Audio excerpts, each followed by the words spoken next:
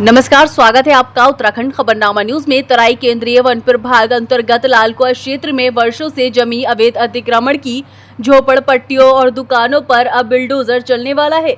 इसके लिए वन विभाग ने बड़े स्तर पर अतिक्रमण हटाओ अभियान की योजना तैयार कर ली है, जिसमें पहले चरण में चिन्हित अतिक्रमणकारियों को नोटिस जारी कर खाली करने का मौका दिया जाएगा। इसके बाद तय समय सीमा में अतिक्रमण न हटाए जाने पर सीधा बुलडोजर एक्शन लिया जाएगा। आपको बता दें कि यहां अपने कार्यालय पर तराई केंद्रीय वन प्रभाग रुद्रपुर डिवीजन के प्रभागीय वन अधिकारी उमेश चंद्र तिवारी ने बताया कि लालकुआ वीआईपी गेट के पास और ट्रांसपोर्ट नगर क्षेत्र में वन भूमि पर लंबे समय से लगभग 300 से अधिक लोगों द्वारा अवैध कब्जे किए गए हैं।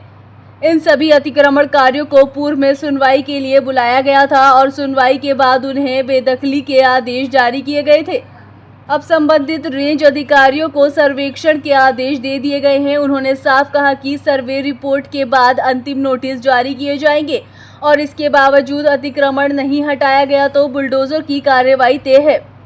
वहीं एसडीएम उमेश चंद्र तिवारी ने चेतावनी भरे लहजे में कहा कि वन भूमि पर किसी भी प्रकार का अवैध अतिक्रमण किसी कीमत पर बर्दाश्त नहीं किया जाएगा। विभाग वन अधिनियम के तहत सख्त कार्रवाई करने को तैयार है। सूत्रों के अनुसार टांडा रेंज के जंगलों में हाल ही में सबसे अधिक अतिक्रमण सामने आया। यहां कुछ महीनों में नई झोपड़ियां और अस्थायी निर्माण खड़े हो गए, जिससे वन्य जीवों के आवास पर सीधा खतरा उत्पन्न हो गया। ये देखना अहम होगा कि वन विभाग की ये घोषणा कितनी जमीनी स्तर पर क्रियान्वित होती है, क्योंकि पूर्व में भी कई बार अतिक्रमण के खिलाफ अभियान की घोषणाएं हुई, लेकिन राजनीतिक और सामाजिक दबाव के कारण उन्हें अमल में नहीं लाया जा सका। यदि इस बार विभाग अपने ऐलान पर खरा उतरता है तो यह न केवल जंगल और वन्य जीवों की सुरक्षा की दिशा में एक साहसिक कदम होगा, बल्कि वन भूमि पर अवैध कब्जा करने वालों को भी एक सख्त संदेश जाएगा। इधर डीएफओ उमेश चंद्र तिवारी ने कहा कि वन भूमि पर किसी भी प्रकार का अवैध अतिक्रमण